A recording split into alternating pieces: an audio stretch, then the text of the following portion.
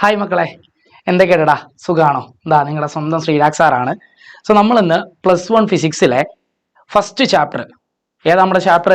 Units and measurement അല്ലേ? നമ്മുടെ +1 ഫിസിക്സിലെ first chapter നമ്മൾ വളരെ കുറഞ്ഞ സമയം കൊണ്ടൊന്ന് റിവൈസ് ചെയ്ത് പഠിക്കാൻ പോവാ. ഓക്കെ, നമ്മുടെ എക്സാമിന് വേണ്ടിയിട്ട് നോക്കല്ലേ നമുക്ക്. ഓക്കെ, എന്താടാ നമ്മൾ ഈ ചാപ്റ്ററിൽ ഫസ്റ്റ് ആദ്യമായിട്ട് പഠിച്ചത്? എന്താ നമ്മൾ പഠിച്ചേ? ഫിസിക്കൽ ക്വാണ്ടിറ്റി അല്ലെ? എന്താണ് ഫിസിക്കൽ ക്വാണ്ടിറ്റി? നമ്മൾ ഈ ചാപ്റ്ററിൽ ഫസ്റ്റ് ആയിട്ട് പഠിച്ചേ. ഓക്കെ, എന്താണ് physical quantity? The quantities that can be measured directly or indirectly are called physical quantities. എന്ന് വെച്ചാൽ എന്താ?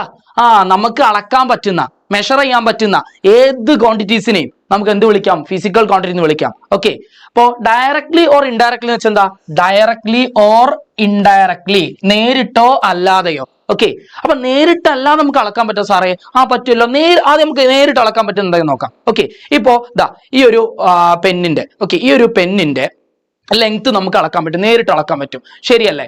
ഓക്കെ, എന്നാൽ ഇവിടുന്ന് നമ്മുടെ ഭൂമിയിൽ നിന്ന് മൂണിലേക്ക് അല്ലെങ്കിൽ സണ്ണിലേക്ക് അല്ലെങ്കിൽ മറ്റൊരു പ്ലാനറ്റിലേക്കുള്ള ലെങ്ത്, നമുക്ക് ഡിസ്റ്റൻസ് നമുക്ക് നേരിട്ട് അളക്കാൻ പറ്റുമോ? പറ്റത്തില്ല, ശരിയല്ലേ? നമുക്ക് റോക്കറ്റിന്റെ പിന്നിൽ കയറ് കെട്ടി റോക്കറ്റ് വിട്ട് നമുക്ക് അങ്ങനെ മെഷർ ചെയ്യാൻ പറ്റുമോ? ഇല്ല, ഒന്നും പോസിബിൾ അല്ല അല്ലെ? അപ്പൊ നമുക്ക് ഇൻഡയറക്റ്റ് ആയിട്ട്, എന്ന് വെച്ചാൽ ഭൂമിയിൽ നിന്നുകൊണ്ട് തന്നെ നമുക്ക് എന്ത് ചെയ്യാൻ പറ്റും?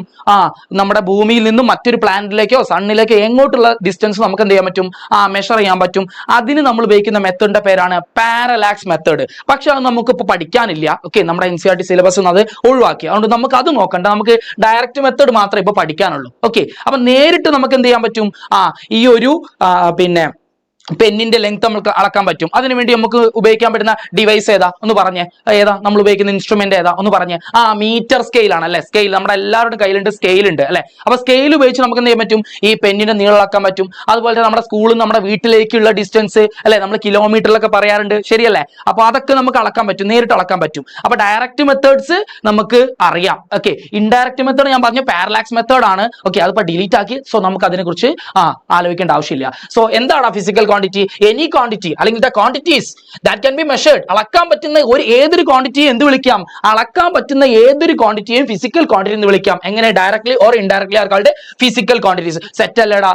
എന്താണ് ഫിസിക്കൽ ക്വാണ്ടിറ്റി മനസ്സിലായില്ലേ? ഉഷാറല്ലേ? സെറ്റ് അല്ലേ? ഓക്കെ, ഇനി ഈ ഫിസിക്കൽ ക്വാണ്ടിറ്റീസിനെ നമ്മൾ രണ്ടായിട്ട് തരം തിരിച്ചിട്ടുണ്ട്, രണ്ടായിട്ട് ക്ലാസിഫൈ ചെയ്ത്. ഏതൊക്കെയാടാ ഫിസിക്കൽ ക്വാണ്ടിറ്റീസ്? രണ്ട് തരം. ഏതൊക്കെയാ? 2 types. Physical quantities classified into 2 types. ഏതൊക്കെയാടാ രണ്ട് type physical quantities?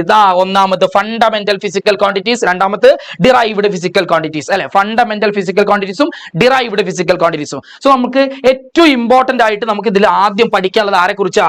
Fundamental physical quantities ആണ്. സോ നമുക്ക് എന്ത് ചെയ്യാം? ഫണ്ടമെന്റൽ ഫിസിക്കൽ ക്വാണ്ടിറ്റീസ് കുറിച്ച് പഠിക്കാം. Okay, so fundamental physical quantities are also known as base quantities. അതായത് ഫണ്ടമെന്റൽ എന്ന് വെച്ചാൽ എന്താ? ഏറ്റവും അടിസ്ഥാനപരമായത്, ഏറ്റവും ബേസിക് ആയിട്ടുള്ളത്, ശരിയല്ലേ? സോ ഏറ്റവും ബേസ് ക്വാണ്ടിറ്റീസിനെ വിളിക്കുന്ന പേരാണ് ഫണ്ടമെന്റൽ ഫിസിക്കൽ ക്വാണ്ടിറ്റീസ്, അഥവാ ഫണ്ടമെന്റൽ ക്വാണ്ടിറ്റീസ് എന്ന് ഇനി നമുക്ക് വിളിക്കാം. Okay, the physical quantities which are independent, അത് നോക്കി വെച്ചോട്ടാ, independent of each other. Okay, പരസ്പരം എന്താണ്? ഡിപ്പെൻഡ് ചെയ്യുന്നില്ല, ഇൻഡിപെൻഡന്റ് ആണ്. And cannot be defined or expressed in terms of other physical quantities are called fundamental physical quantities അഥവാ fundamental quantities. എന്താടാ പറഞ്ഞേ? the physical quantities which are independent of each other എന്ന് വെച്ചാൽ എന്താ? പരസ്പരം ഡിപ്പെൻഡ് ചെയ്യുന്നില്ല. ഓക്കെ, ഇൻഡിപെൻഡന്റ് ആണ്, ഒറ്റയ്ക്ക് നിൽക്കുന്നവനാ അല്ലെ? ഒറ്റയ്ക്ക് വഴി വെട്ടി വന്നവനാണെന്ന് പറഞ്ഞ പോലെ ഒറ്റയ്ക്ക് നിൽക്കുന്നവനാണ് ആര്? Fundamental quantities. വേറെ ആരെയും ഡിപ്പെൻഡ് ചെയ്യുന്നില്ല. ഓക്കെ, കുലുങ്ങൂല, ആര് വന്നാലും കുലുങ്ങൂല, ഒറ്റയ്ക്ക് വന്നവനാ, ഒറ്റയ്ക്ക് നിൽക്കുന്നവനാണ് ആര്? Fundamental physical quantities. അതുപോലെ തന്നെ അവരെ നമുക്ക് എന്ത് ചെയ്യാൻ പറ്റൂല? മറ്റ് ഫിസിക്കൽ ക്വാണ്ടിറ്റീസിന്റെ ടേംസിൽ നമുക്ക് അവരെ ഡിഫൈൻ ചെയ്യാൻ പറ്റൂല, അവരെ എഴുതാൻ പറ്റൂല, എക്സ്പ്രസ് ചെയ്യാൻ ഒന്നും പറ്റൂല. കാരണം അവരെന്താ? അവര് ഒറ്റയ്ക്ക് വന്നവരാ, അവര് ഒറ്റയന്മാരാണ്, മനസ്സിലായോ? അപ്പോ വേറെ ഒരു ഫിസിക്കൽ ക്വാണ്ടിറ്റീസിനും ഡിപ്പെൻഡ് ചെയ്യുന്നില്ല. അതുപോലെ തന്നെ മറ്റ് ഫിസിക്കൽ ക്വാണ്ടിറ്റീസിന്റെ ടേംസിൽ നമുക്ക് അവരെ പറയാനോ ഡിഫൈൻ ചെയ്യാനോ എക്സ്പ്രസ് ചെയ്യാനോ ഒന്നും സാധിക്കൂല. കാരണം എന്താ? അവർ ഒറ്റയ്ക്ക് വന്നവരാ അല്ലെ? Yes. So there are 7 fundamental physical quantities. അങ്ങനെ ഒറ്റയ്ക്ക് നിൽക്കുന്ന ഫണ്ടമെന്റൽ ഫിസിക്കൽ ക്വാണ്ടിറ്റീസ് എത്ര ഉണ്ട്? 7 എണ്ണം ഉണ്ട്. സോ 7 ഫണ്ടമെന്റൽ ഫിസിക്കൽ ക്വാണ്ടിറ്റീസ് നമുക്ക് പഠിക്കാനുള്ള. ഏതൊക്കെയാ? there are 7 fundamental physical quantities. ഏതൊക്കെയാടാ നമ്മൾ പഠിച്ചതാ? ഒന്ന് പറഞ്ഞേ, ഏതൊക്കെയാ നമ്മുടെ 7 ഫണ്ടമെന്റൽ ഫിസിക്കൽ ക്വാണ്ടിറ്റീസ്? നമുക്ക് നോക്കാം അല്ലെ? ഏതൊക്കെയാ 7 ഫണ്ടമെന്റൽ ഫിസിക്കൽ ക്വാണ്ടിറ്റീസ് ആർ? ഏതൊക്കെയാടാ? ഒന്നാമത് നമ്മൾ പഠിച്ചു, ഏതാ? മാസ് അല്ലെ? ദെൻ അടുത്ത് ലെങ്ത്, അടുത്തത് ഏതാ? ടൈം, പിന്നെ temperature, electric current, luminous intensity, and last one, seventh one, amount of substance.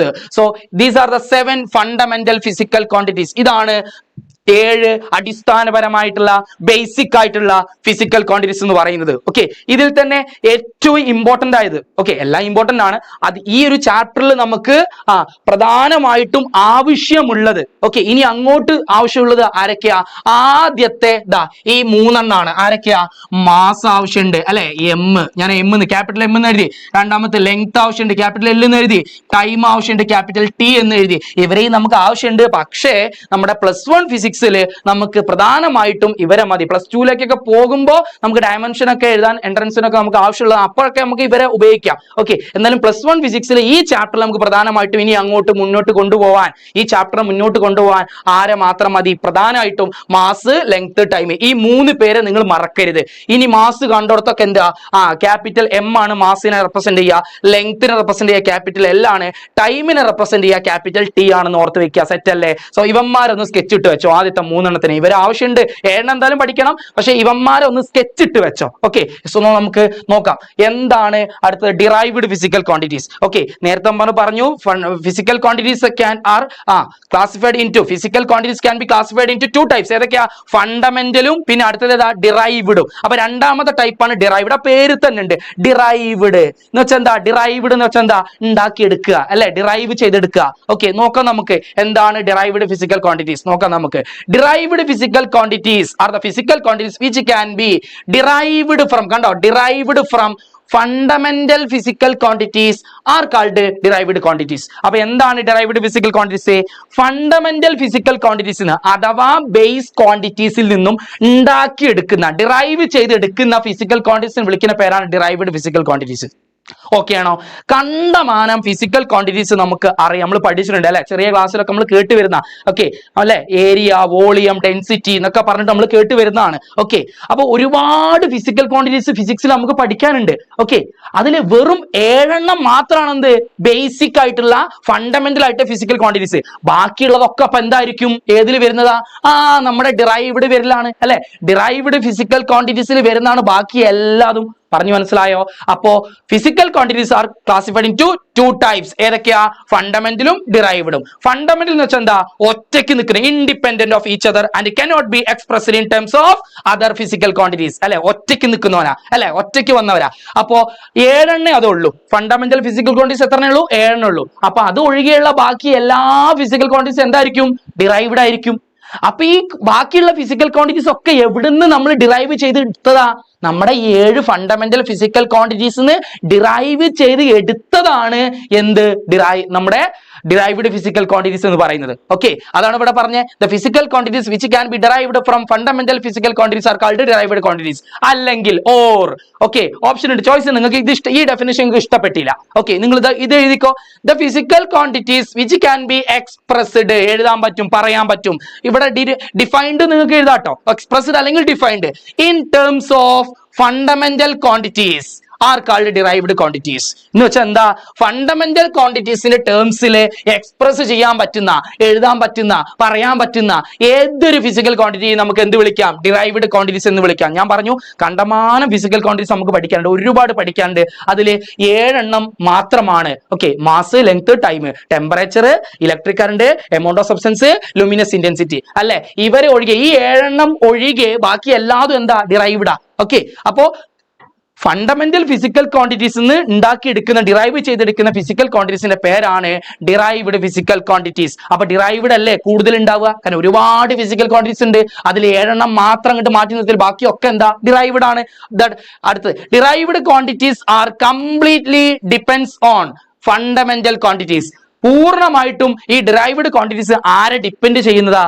നമ്മുടെ ഫണ്ടമെന്റലിനെ. കാരണം അവർ നല്ല ഉണ്ടാക്കിയെടുത്തേ, ഫണ്ടമെന്റൽ ഫിസിക്കൽ ക്വാണ്ടിറ്റീസ് നല്ലേടാ ഡിറൈവ്ഡ് ഉണ്ടാക്കിയെടുക്കുന്നത്, ഡിറൈവ് ചെയ്തെടുക്കുന്നേ. അപ്പോൾ ഡിറൈവ്ഡ് ഫിസിക്കൽ ക്വാണ്ടിറ്റീസ് പൂർണ്ണമായിട്ടും ആരെ ഡിപ്പെൻഡ് ചെയ്യുന്ന? ഫണ്ടമെന്റലിനെ. അവരില്ലെങ്കിൽ ഇവരും ഇല്ല, ഫണ്ടമെന്റൽ ഇല്ലെങ്കിൽ ഡിറൈവ്ഡും ഇല്ല. കാരണം ഡിറൈവ്ഡ് കംപ്ലീറ്റ്ലി നമ്മൾ എവിടെ നിന്ന് ഉണ്ടാക്കിയെടുക്കുന്ന? ഫണ്ടമെന്റൽ ഉണ്ടാക്കിയെടുക്കുന്ന. പറഞ്ഞു മനസ്സിലായോ? അതാണ് പറഞ്ഞത്, derived quantities are completely depends on fundamental quantities. All physical quantities അല്ല, ഇത് എല്ലാ ഫിസിക്കൽ ക്വാണ്ടിറ്റീസും other than 7 fundamental physical quantities. അതായത് ഞാൻ പറഞ്ഞു ഒരുപാട് ഫിസിക്കൽ ക്വാണ്ടിറ്റീസ് ഉണ്ട്. അതില് 7 ഒഴികെ, നേരത്തെ പറഞ്ഞ 7 ഓക്കെ ഫണ്ടമെന്റൽ ആണത് അല്ലെ, ആ 7 ഫണ്ടമെന്റൽ ഫിസിക്കൽ ക്വാണ്ടിറ്റീസ് ഒഴികെ other than 7 physical fundamental quantities are derived quantities. അതായത് ഉള്ള ഫിസിക്കൽ ക്വാണ്ടിറ്റീസിൽ ആ 7 ഒഴികെ ബാക്കി എല്ലാതും എന്താണ്, ഡിറൈവ്ഡ് ആണ് അല്ലെ. നമ്മൾ ഒരുപാട് പറഞ്ഞിപ്പോ. അടുത്തത് example derived physical quantities example ഏതൊക്കെയാ? Velocity, acceleration, force, momentum etcetera. കാരണം പറഞ്ഞാൽ തീരൂല. ആ 7 ഒഴികെ ബാക്കിയുള്ളതൊക്കെ എന്താണ്, ഡിറൈവ്ഡ് ആണ്. അപ്പൊ നമുക്ക് എക്സെട്ര എന്നാണ് കൊടുക്കാം, കാരണം ഒരുപാടുണ്ട്. ഓക്കെ അല്ലേ? സോ അടുത്തത് എന്താണ്? അടുത്തത് ഈ ചാപ്റ്ററിൽ നമുക്ക് പഠിക്കാനുള്ള വളരെ ഇമ്പോർട്ടന്റ് ആയിട്ടുള്ള അടുത്ത ടോപ്പിക്കാണ് സിസ്റ്റം ഓഫ് യൂണിറ്റ് എന്ന് പറയുന്നത്. System of unit, system of unit പഠിച്ചോടാ. സിസ്റ്റം ഓഫ് യൂണിറ്റ് എന്താണ്? നോക്കാം നമുക്ക്. A complete set of units which is used to measure all kinds. പ്രത്യേകം ഓർത്ത് വെക്കുക, all kinds of fundamental and derived. ഇവിടെ പല കുട്ടികളും തെറ്റിക്കുന്നതാണ്. ഓക്കെ, സിസ്റ്റം ഓഫ് യൂണിറ്റ്സിൽ പല കുട്ടികളും പറയും അല്ലെങ്കിൽ തെറ്റിക്കുന്നതാണ്. അതായത് ഈ സിസ്റ്റം ഓഫ് യൂണിറ്റ്സിലെ ഫണ്ടമെന്റൽ ഫിസിക്കൽ ക്വാണ്ടിറ്റീസ് മാത്രമേ ആ സിസ്റ്റം ഓഫ് യൂണിറ്റിൽ ഉൾപ്പെടുള്ളൂ എന്ന്. ഓക്കെ, അങ്ങനെയല്ല കേട്ടോ. അതായത് നമുക്ക് പ്രധാനമായിട്ട് 3 സിസ്റ്റം ഓഫ് യൂണിറ്റ് പഠിക്കാണ്ട്. ഈ 3 സിസ്റ്റം ഓഫ് യൂണിറ്റിലും എന്തുണ്ട്, ഫണ്ടമെന്റലേ നമ്മൾ പഠിക്കുള്ളൂ. പക്ഷെ ഫണ്ടമെന്റൽ മാത്രമല്ല അതിൽ നമ്മൾ ഡിഫൈൻ ചെയ്യുക അല്ലെങ്കിൽ എക്സ്പ്രസ് ചെയ്യുക. ഓക്കെ, അതായത് നമുക്ക് പഠിക്കാനുള്ള ഓരോ സിസ്റ്റം ഓഫ് യൂണിറ്റിലും ഫണ്ടമെന്റൽ മാത്രമല്ല ഉള്ളത്, ഡിറൈവ്ഡ് ഉണ്ട്. പക്ഷേ നമ്മൾ ഫണ്ടമെന്റൽ മാത്രമേ എന്തെന്നുള്ളൂ ചാപ്റ്ററിൽ പഠിക്കുന്നുള്ളൂ. അതുകൊണ്ടാണ് കേട്ടോ. ഓക്കെ, ഞാൻ എക്സാമ്പിൾ പറഞ്ഞുതരാം നിങ്ങൾക്ക്. A complete set of units which is used to measure all kinds of fundamental and derived quantities is called a system of units. അതായത് നമുക്ക് ഫിസിക്കൽ ക്വാണ്ടിറ്റി ഉണ്ടായാൽ മാത്രം പോരാ, നമുക്ക് എന്ത് ചെയ്യണം, അതിനെ യൂണിറ്റ് പറയണം അല്ലെ. ഓരോ ഫിസിക്കൽ ക്വാണ്ടിറ്റി നമുക്ക് യൂണിറ്റ് ഉണ്ട് അല്ലെ. ഇപ്പൊ ലെങ്ത്തിന് നമുക്ക് അറിയാവുന്ന യൂണിറ്റുകൾ ഏതൊക്കെയാന്ന് പറഞ്ഞ മില്ലിമീറ്റർ, സെന്റിമീറ്റർ, മീറ്റർ, കിലോമീറ്റർ അല്ലെ. ഇതൊക്കെ അത് മാത്രമല്ല കേട്ടോ, കിലോമീറ്ററിനേക്കാളും കൂടിയ യൂണിറ്റുകൾ ഉണ്ട്. പക്ഷെ അതൊന്നും നിങ്ങൾക്ക് ഇപ്പൊ പഠിക്കാനൊക്കെ ഡിലീറ്റ് ചെയ്തു. സോ നമുക്ക് അതൊന്ന് ഒഴിവാക്കാം. പക്ഷെ മില്ലിമീറ്ററിന്റെ താഴേക്കുള്ള അഥവാ മില്ലിമീറ്ററിനേക്കാളും ചെറിയ യൂണിറ്റുകൾ ഉണ്ട്, ലെങ്ത്തിന്റെ കാര്യം പറയുന്നത്. ഓക്കെ, അത് പഠിക്കാനുണ്ട്, അത് ഞാൻ പറയാം കേട്ടോ. ഓക്കെ, അപ്പോ എന്താ സിസ്റ്റം ഓഫ് യൂണിറ്റ് എന്ന് പറഞ്ഞത്? സിസ്റ്റം ഓഫ് യൂണിറ്റ് എന്ന് പറഞ്ഞാൽ നമ്മുടെ ലോകത്ത്, ഓക്കെ, നമ്മുടെ ഈ ലോകത്ത് ഓരോ രാജ്യത്തും അല്ലെങ്കിൽ ഓരോ ഭൂഖണ്ഡത്തിലും എന്ത് ചെയ്തിട്ടുണ്ട്, മെഷർമെന്റിന് അഥവാ ഫിസിക്കൽ ക്വാണ്ടിറ്റീസ് അളക്കാൻ വേണ്ടിയിട്ട് ഓരോ സെറ്റ് ഓഫ് യൂണിറ്റുകൾ തയ്യാറാക്കി വെച്ചിട്ടുണ്ട് അല്ലെങ്കിൽ ഉണ്ടായിരുന്നു. ഓക്കെ, ഇപ്പൊ എല്ലാതും കൂടി ഒരുമിച്ച് പറയാണ്. ഇപ്പൊ നമുക്ക് ഇന്റർനാഷണൽ ആയിട്ട് എല്ലായിടത്തും ഒന്നേ ഉള്ളൂ. പക്ഷെ പണ്ട് കാലത്ത് ഓക്കെ ഓരോ രാജ്യത്തും അല്ലെങ്കിൽ ഓരോ ഭാഗത്തും നമ്മൾ ഓരോ നാട്ടിലേക്ക് പോകുമ്പോഴും അവിടെ ഓരോരോ യൂണിറ്റ് ആയിരിക്കും ഉണ്ടാവുക. ഓക്കെ, മെഷർമെന്റ് അല്ലെങ്കിൽ ലെങ്ത്തിന് ഇപ്പൊ നമ്മുടെ നാട്ടിലുള്ളതായിരിക്കില്ല മറ്റു ഒരു രാജ്യത്ത് റഷ്യയെ പോയാലുണ്ടാവുക, അമേരിക്ക പോയാലുണ്ടാവുക, പണ്ടത്തെ കാര്യം പറയുന്നത്. ഓക്കെ, അപ്പോ സിസ്റ്റം ഓഫ് യൂണിറ്റ് എന്ന് പറഞ്ഞാല് physical quantities, all kinds of physical quantities ആണ്. അഥവാ അതിൽ എന്ത് വരും, ഫണ്ടമെന്റലും വരും, ഡിറൈവ്ഡ് വരും. ഫണ്ടമെന്റലും ഡിറൈവ്ഡും, ഫണ്ടമെന്റൽ ഫിസിക്കൽ ക്വാണ്ടിറ്റീസും ഡിറൈവ്ഡ് ഫിസിക്കൽ ക്വാണ്ടിറ്റീസും മെഷർ ചെയ്യാൻ ഉപയോഗിക്കുന്ന ഒരു സെറ്റ് ഓഫ് യൂണിറ്റിന് വിളിക്കുന്ന പേരാണെന്ത്, system of unit. Some of the commonly used unit systems are as follows. അതായത് നമ്മുടെ ലോകരാജ്യങ്ങളിൽ ഓക്കെ പ്രധാനമായിട്ടും കോമൺ ആയിട്ട് ജനറൽ ആയിട്ട് ഉപയോഗിച്ച് പോന്നിരുന്ന യൂസ് ചെയ്തിരുന്ന സിസ്റ്റം ഓഫ് യൂണിറ്റുകളാണ് ഏത്, ഒന്ന് CGS system, 2 FPS system, 3 MK system. എന്താണ് CGS സിസ്റ്റം? ഓക്കെ, നമുക്ക് ഡീറ്റെയിൽഡ് ആയിട്ട് പഠിക്കാം CGS സിസ്റ്റം. ആദ്യം തന്നെ പറയട്ടെ, ഈ CGS സിസ്റ്റം ഒരു ഫ്രഞ്ച് സിസ്റ്റമാണ്. It was A French system. അതായത് ഫ്രാൻസിലാണ് ഇത് ഒറിജിനേറ്റ് ചെയ്തത്. ഓക്കെ, ഫ്രാൻസ് കേട്ടിട്ടില്ലേ? ഫ്രാൻസ് ഫുട്ബോളിലൊക്കെ നമുക്കറിയാം ഫ്രാൻസ് അല്ലേ. അപ്പോ പിന്നെ ഫ്രാൻസിലാണ് നമ്മുടെ CGS സിസ്റ്റം, ഈ ഒരു യൂണിറ്റ് സിസ്റ്റം ഒറിജിനേറ്റ് ചെയ്ത് എവിടെയാണ്?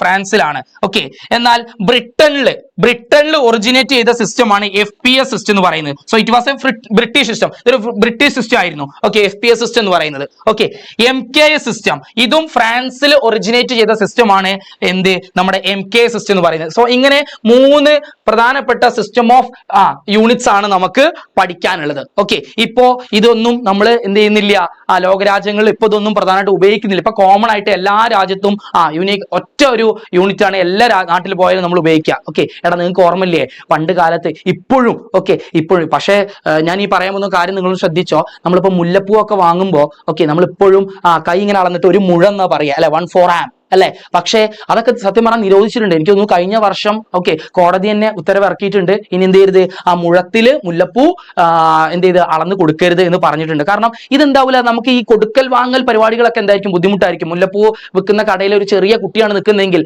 കടക്കാരന്റെ മോനെ നിർത്തിപ്പോയാൽ ആ കുട്ടിയുടെ കൈ ആകെ എന്റെ കൈയിന്റെ അത്ര വലിപ്പം ഉണ്ടാവുമോ? ഒരിക്കലും ഉണ്ടാവില്ല അല്ലെ, ഇതിന്റെ പകുതിയൊക്കെ ഉണ്ടാവുള്ളൂ. അപ്പോൾ ഈ മുല്ലപ്പൂ വാങ്ങുന്ന ആൾക്ക് നഷ്ടമാണ്, ശരിയല്ലേ? അപ്പോ ഇങ്ങനെ കൊടുക്കൽ വാങ്ങലൊക്കെ പല പല യൂണിറ്റ്, ഓരോ നാട്ടിലും ഓരോ യൂണിറ്റ് ആയാൽ എന്താ പ്രയാസം, ഈ കൊടുക്കൽ വാങ്ങലൊക്കെ ബുദ്ധിമുട്ടാവും. ഞാൻ പറഞ്ഞു മനസ്സിലായോ? അതുകൊണ്ട് തന്നെ എല്ലാ രാജ്യത്തും ലോകത്തിലുള്ള എല്ലാ ഭാഗത്തും ഒരു ഫിസിക്കൽ ക്വാണ്ടിറ്റിക്ക് ഒരു യൂണിറ്റ്, കോമൺ ആയിട്ട് ഒരു യൂണിറ്റ് ഏത് നാട്ടിൽ ചെന്നാലും. അതായത് ഒരു മീറ്റർ നൂല്, എനിക്കൊരു മീറ്റർ നൂല് വേണം. അത് ഇന്ത്യയിൽ നിന്ന് ഒരു മീറ്റർ നൂല് വാങ്ങി റഷ്യ പോയിട്ട് ഒരു മീറ്റർ നൂല് എന്ന് പറയുമ്പോൾ അതേ ലെങ്ത്തിൽ എനിക്ക് കിട്ടണം. പറഞ്ഞു മനസ്സിലായോ? അതുപോലെ തന്നെ ഒരു കിലോ അരി ഞാൻ റഷ്യയിൽ പോയിട്ട് വാങ്ങിയാലും അമേരിക്കയിൽ പോയി വാങ്ങിയാലും അതിന്റെ എമൗണ്ട് എന്തായിരിക്കണം, സെയിം ആയിരിക്കണം. പറഞ്ഞു മനസ്സിലായോ?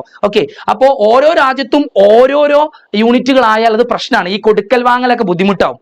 അപ്പൊ പണ്ട് കാലത്ത് നിലനിന്നിരുന്നതാണ് എന്ത്, CGSE, FPSC, MKS ഒക്കെ. പറഞ്ഞു മനസ്സിലായോ? അപ്പോ ഞാൻ ഇപ്പൊ എക്സാമ്പിൾ പറഞ്ഞു, നമ്മുടെ നാട്ടില് ഉപയോഗിച്ചിരുന്ന യൂണിറ്റ് സിസ്റ്റങ്ങൾ ഈ മുഴം, അതുപോലെ തന്നെ വാര, അതുപോലെ തന്നെ നോട്ടിക്കൽ മൈൽ ഒക്കെ എപ്പോഴും ഉപയോഗിക്കാറുണ്ട്. നമ്മുടെ ഒരു ബീച്ചിൽ നിന്ന്, അതായത് ഒരു കടൽ തീരത്തുനിന്ന് കടലിന്റെ ഉള്ളിലേക്കുള്ള ലെങ്ത്തുകളൊക്കെ, ബോട്ടുകളൊക്കെ പോകുമ്പോൾ നമ്മൾ ഇത്ര നോട്ടിക്കൽ മൈൽ അകലെ ബോട്ട് അപകടത്തിൽപ്പെട്ടു എന്നൊക്കെ നമ്മൾ പറയാം. അപ്പൊ നിങ്ങൾക്ക് കേട്ട് നമ്മൾ നാട്ടുമ്പുറത്തൊക്കെ ഉപയോഗിക്കുന്ന മാസിനാണെങ്കിൽ ഇപ്പൊ നമ്മളൊക്കെ അരിക്ക് എന്തിൽ അളക്കുക, നാഴിയിൽ അളക്കുക അല്ലെ.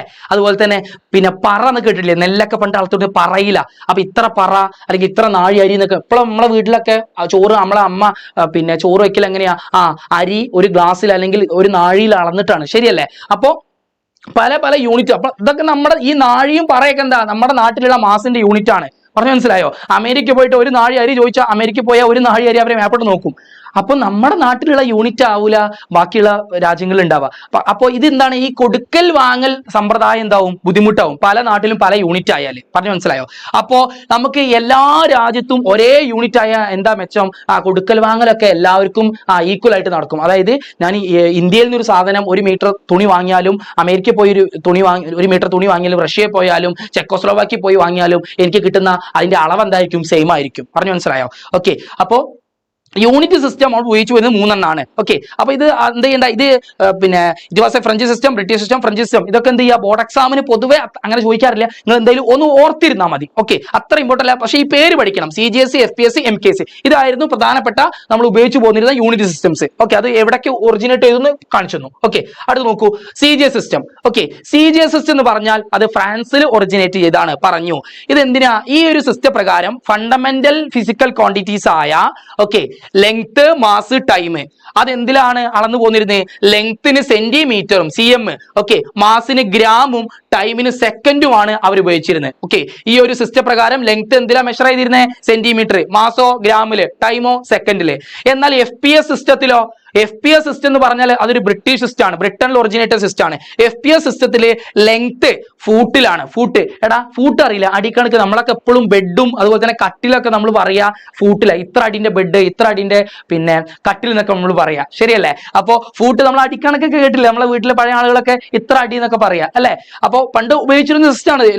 ലെങ്ത് അളക്കാൻ വേണ്ടി നമ്മൾ പിന്നെ ഉപയോഗിച്ചിരുന്ന യൂണിറ്റ് ആണ് ഫൂട്ട് എന്ന് പറയുന്നത്. പക്ഷെ എല്ലാവരുടെ ഫൂട്ടും എന്താവൂല, ഒരേ ലെങ്ത് ആവൂലല്ലോ, ഒരേ നീളാവൂലല്ലോ. അപ്പോ ഇതെന്തല്ല, ഇത് എല്ലാ രാജ്യത്തും നമുക്ക് ഉപയോഗിക്കാൻ പറ്റിയ, കോമൺ ആയിട്ട് എല്ലായിടത്തും ഒരുപോലെ ഉപയോഗിക്കാൻ പറ്റിയൊരു സംഗതി അല്ല. അപ്പോൾ അതുകൊണ്ട് തന്നെയാണ് ഇതൊക്കെ നമ്മൾ ഇത് ഒഴിവാക്കിയത്. അപ്പോൾ FPS സിസ്റ്റം ലെങ്ത് ഫൂട്ട്, അതുപോലെ തന്നെ മാസ് എന്തിലാ പറയാ, പൗണ്ടിലാ പറയാ. നിങ്ങൾ ഈ WWE ഒക്കെ പിന്നെ നമ്മുടെ ഇതില്ലേ, റെസ്ലിംഗ് ഒക്കെ കാണാറുണ്ടോ? അതിലൊക്കെ നിങ്ങൾ കണ്ടിട്ടില്ലേ, പിന്നെ ഓരോരോ പിന്നെ റെസ്ലേഴ്സ് വരുന്ന സമയത്ത് അവരുടെ മാസ് ഇങ്ങനെ പറയും, ഇത്ര പൗണ്ട്. അണ്ടർടക്കർ, ജോൺസിന കേട്ടിട്ടില്ലേ? അപ്പോ അവരുടെ ഒക്കെ മാസ് എന്തിലാ പറയാ, പൗണ്ടിലാണ് പറയാ, പൗണ്ടില്. അപ്പോ നമ്മളെ നാട്ടിൽ പൗണ്ട് ഉണ്ടോ? ഇല്ല. അപ്പൊ ഓരോ രാജ്യത്തും ഓരോ യൂണിറ്റ് ആയാൽ എന്താണ്, അതും നമുക്ക് ഈ പിന്നെ നമ്മുടെ കമ്മ്യൂണിക്കേഷൻ സിസ്റ്റം, ഈ സാധനങ്ങളൊക്കെ വാങ്ങുമ്പോഴുള്ള പിന്നെ സംഗതികൾ എന്താവില്ല, റെഡി ആവില്ല. അതുകൊണ്ട് തന്നെയാണ് പല രാജ്യത്തും പല യൂണിറ്റ് ആയാൽ അത് പ്രശ്നമാണെന്ന് പറയുന്നത്. പിന്നീടാണ് അതെന്ത് ചെയ്ത് ഒന്ന് ഏകീകരിച്ചത്.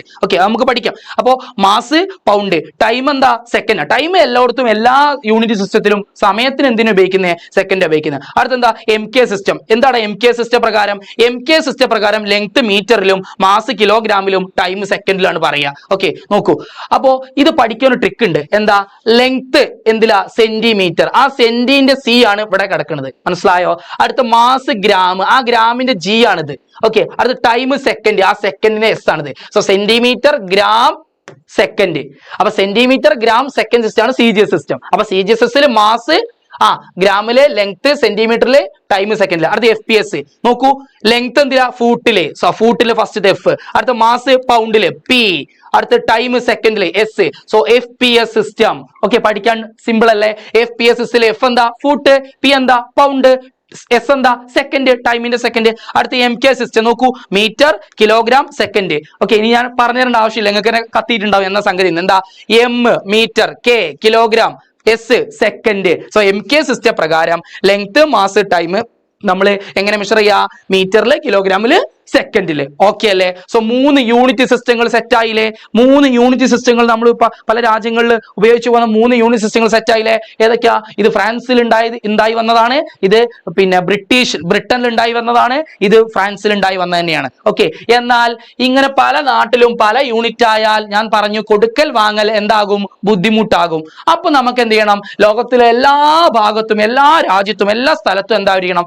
ഒരേ യൂണിറ്റ് ആയിരിക്കണം അല്ലെ? ലെങ്ത്തിന് ഇപ്പോ ഒരേ യൂണിറ്റ് ആയിരിക്കണം, മാസിന് ഒരേ യൂണിറ്റ് ആയിരിക്കണം, ടൈമിന് ഒരേ യൂണിറ്റ് ആയിരിക്കണം, ശരിയല്ലേ?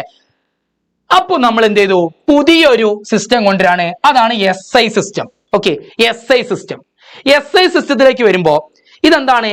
ഇന്റർനാഷണലി ആക്സെപ്റ്റഡ് ആയിട്ടുള്ള ഒരു സിസ്റ്റമാണ്. That is it is the international system of units. അപ്പൊ ഇന്റർനാഷണൽ ഇത് വേൾഡ് വൈഡാ, ലോകത്തിൽ എല്ലായിടത്തും ഇത് ആക്സെപ്റ്റ് ചെയ്തിട്ടുണ്ട്.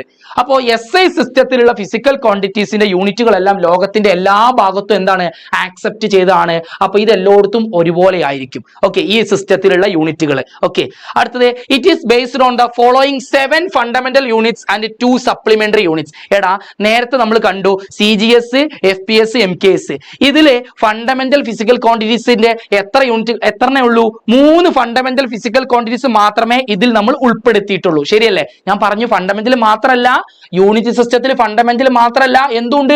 ഡിറൈവ്ഡ് ഉണ്ട്. എ സെറ്റ് ഓഫ്, നമ്മൾ നേരത്തെ പഠിച്ചു, A set of a complete set of units which is used to measure all kinds of fundamental and derived. അപ്പൊ ഫണ്ടമെന്റൽ അളക്കാൻ വേണ്ടി മാത്രമല്ല യൂണിറ്റ് സിസ്റ്റം ഉണ്ടാക്കിയിട്ടുള്ള, ഡിറൈവ്ഡും കൂടിയും യൂണിറ്റ് സിസ്റ്റത്തിൽ അളക്കുന്നുണ്ട്. യൂണിറ്റ് സിസ്റ്റത്തിൽ ഡിറൈവ്ഡ് ഫിസിക്കൽ ക്വാണ്ടിറ്റീസിന്റെ യൂണിറ്റുകളും ഉൾപ്പെടുന്നുണ്ട് എന്ന് മനസ്സിലാക്കി വെക്കണം. പക്ഷെ നമ്മൾ ഫണ്ടമെന്റൽ മാത്രമേ പഠിക്കുന്നുള്ളൂ, അത് പ്രത്യേകം ശ്രദ്ധിക്കുക.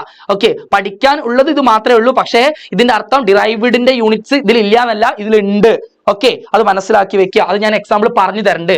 അപ്പോ ഈ 3 മാത്രമേ CGS-ലും FPS-ലും MKS-ലും വരുന്നുള്ളൂ. ലെങ്ത്, മാസ്, ടൈം, ഈ 3 മാത്രമേ ഉള്ളൂ. എന്നാൽ SI സിസ്റ്റത്തിലേക്ക് വരുമ്പോൾ നമ്മൾ എന്തായി? കുറച്ചും കൂടി ഒന്ന് എണ്ണം കൂട്ടി, ഫിസിക്കൽ ക്വാണ്ടിറ്റീസിന്റെ എണ്ണം കൂട്ടി. ആ 3 എന്നുള്ളത് എന്താക്കി? 7 ആക്കി. അതായത് SI സിസ്റ്റത്തിലെ 7 ഫണ്ടമെന്റൽ ഫിസിക്കൽ ക്വാണ്ടിറ്റീസും അതിന് യൂണിറ്റ് ഉണ്ട്. അതുപോലെ തന്നെ 2 സപ്ലിമെന്ററി ഫിസിക്കൽ ക്വാണ്ടിറ്റീസ് ഉണ്ട്, അതിന് യൂണിറ്റ്സ് ഉണ്ട്. അപ്പൊ സപ്ലിമെന്ററി ഫിസിക്കൽ ക്വാണ്ടിറ്റീസ് അത് ഓർത്ത് വെച്ചോ. ഓക്കെ, അവൻ വില്ലനാണ്.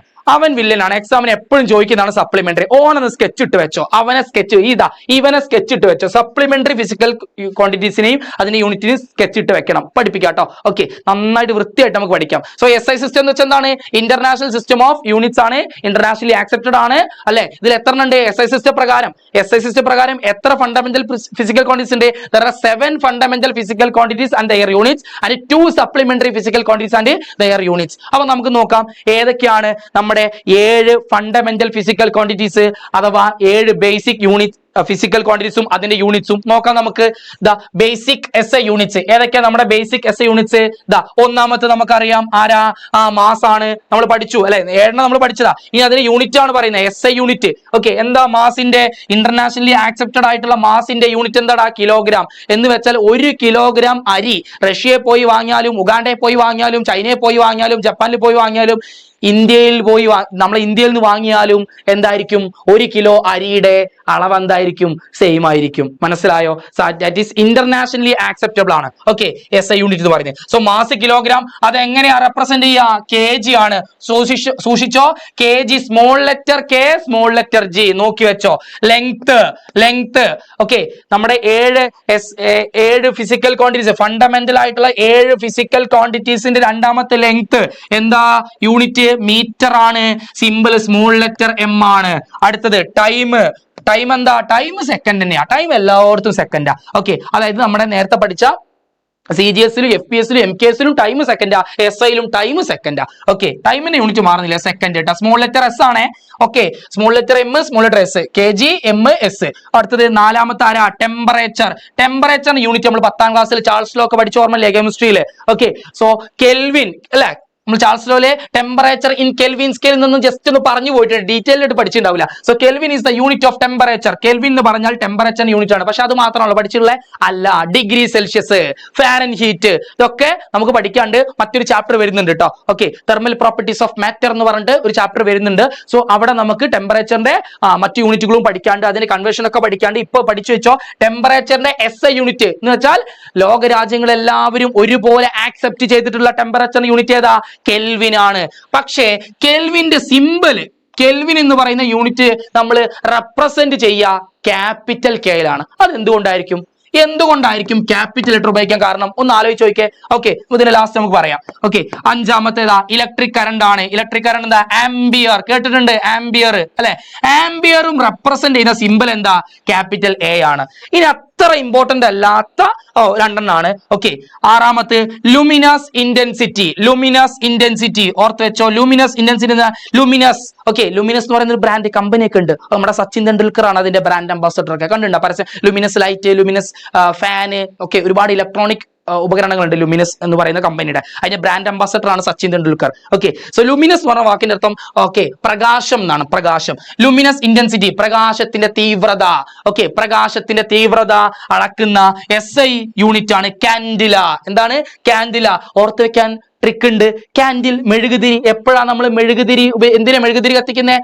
വെട്ടം വരാൻ. അതായത് നമ്മുടെ ലൈറ്റ് വീട്ടിൽ പവർ കട്ട് ഉണ്ടാവുന്ന സമയത്ത് കറണ്ട് പോകുമ്പോൾ നമ്മൾ മെഴുകുതിരി കത്തിക്കും അല്ലെ? സോ മെഴുകുതിരി കത്തുമ്പോൾ അവിടുന്ന് എന്താ വരുന്നത്? വെട്ടം വരും, ലൈറ്റ് വരും. കാൻഡിൽ, കാൻഡിൽ കത്തിക്കുമ്പോ പ്രകാശം വരും. ലൂമിനസ്. ഓക്കെ, കാൻഡിൽ കത്തിക്കുമ്പോൾ പ്രകാശം വരും, കാൻഡിൽ കത്തിക്കുമ്പോൾ പ്രകാശം വരും, മെഴുകുതിരി കത്തിക്കുമ്പോൾ പ്രകാശം വരും. So luminous intensity SI unit candela represent by CD. Small letter CD ആണ്. അടുത്ത എമൗണ്ട് ഓഫ് സബ്സ്റ്റൻസ്, പദാർത്ഥത്തിന്റെ അളവ് എന്ന് പറയും. ഓക്കെ, കഴിഞ്ഞ വർഷം കെമിസ്ട്രിയിൽ പഠിച്ചിട്ടുണ്ട്, കേട്ടിട്ടുണ്ട്. മോൾ സങ്കല്പനം പഠിച്ചല്ലേ, mole concept. So amount of substance എന്താ?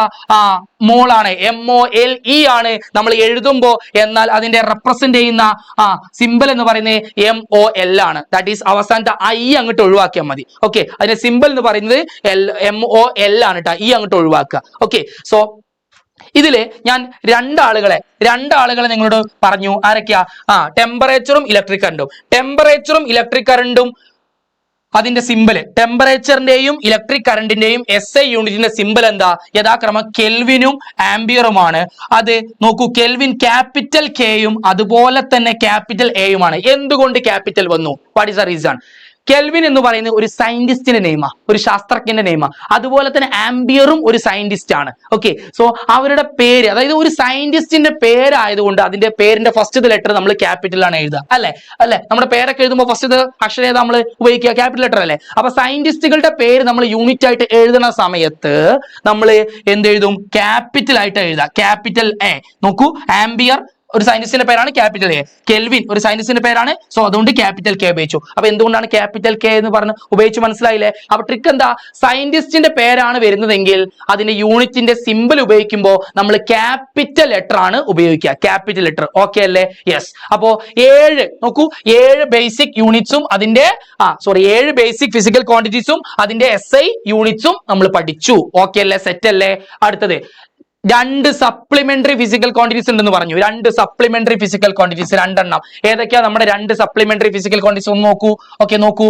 ഏതാണ് നമ്മുടെ 2 സപ്ലിമെന്ററി ഫിസിക്കൽ ക്വാണ്ടിറ്റീസും അതിന്റെ യൂണിറ്റും? ഒന്നാമത്തെ ആരാ?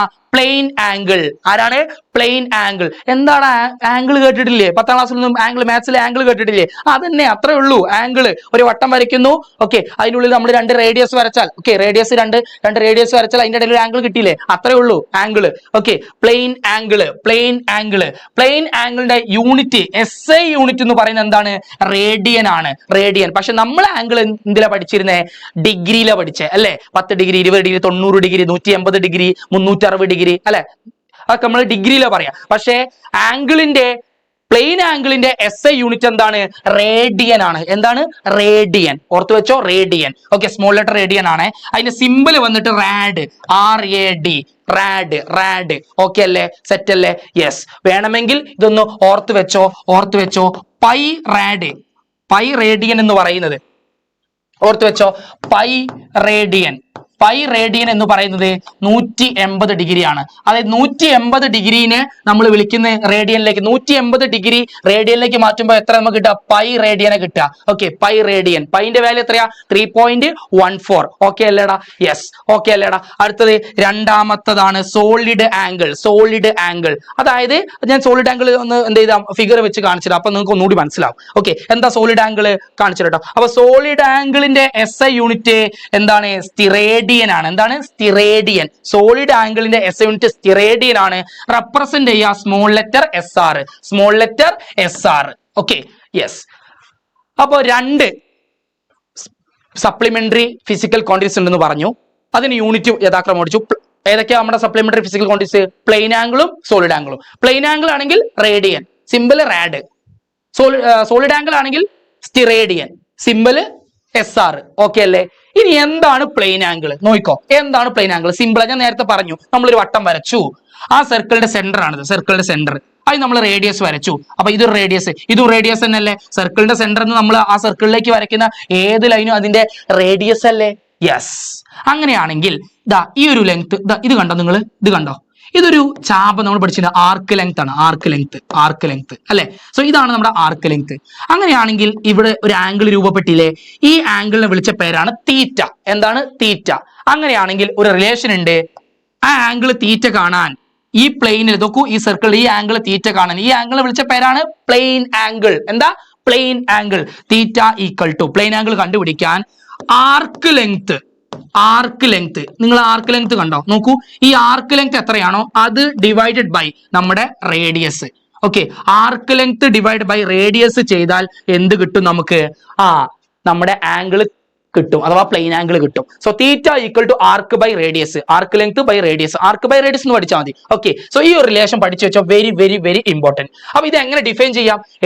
ഇത് പിന്നെ ന്യൂമറേറ്റർ ബൈ ഡിനോമിനേറ്റർ. ഇങ്ങനെ വന്നാൽ അതിന് ഡെഫിനിഷൻ ഉണ്ടാക്കാൻ വളരെ സിമ്പിൾ ആണ് അല്ലേ? എന്താടാ?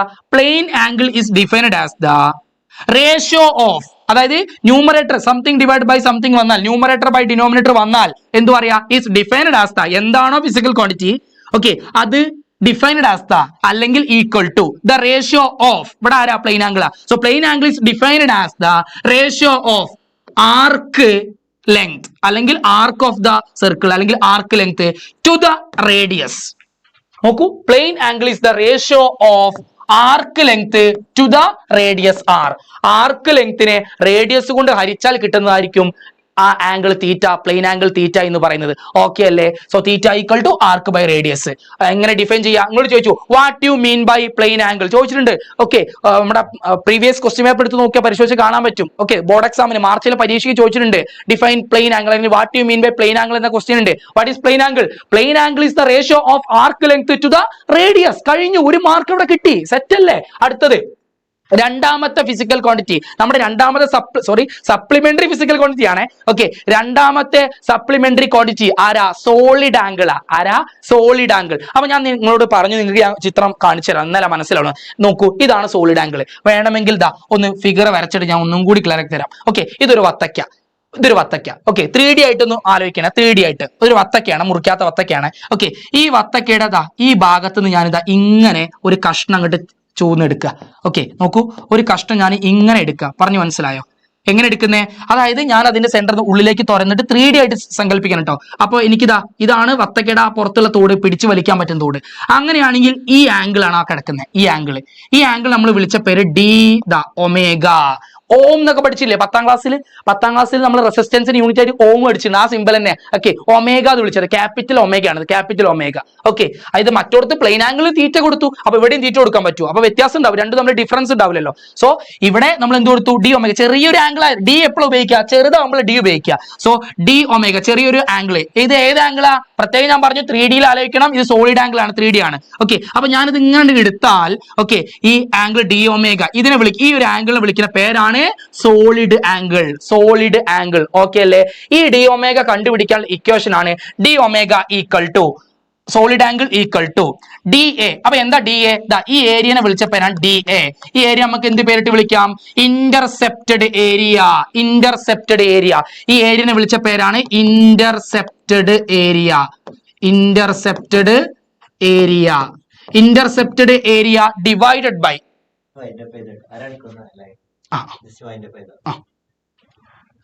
intercepted area divided by square of the radius.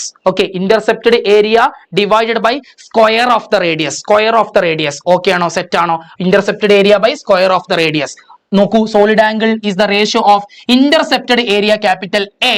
ഈ ഏരിയനെ ക്യാപിറ്റൽ എ എന്ന് വിളിച്ചു. ഓക്കെ, ഈ ഏരിയനെ ക്യാപിറ്റൽ എ എന്ന് വിളിച്ചു. ഇന്റർസെപ്റ്റഡ് ഏരിയ ഡിവൈഡഡ് ബൈ നോക്കൂ, D omega equal to intercepted area D A. ചെറിയ ഏരിയ അല്ലേ? ഇതൊരു ചെറിയ ഏരിയ അല്ലേ? D A divided by radius of the square of the radius D A by R square. ഇതാണ് നമ്മുടെ സോളിഡ് ആംഗിൾ. ഇതിന്റെ definition അങ്ങനെ ചോദിച്ചു കണ്ടിട്ടില്ല എന്നുള്ളത് മനസ്സിലാക്കി വെച്ചോ.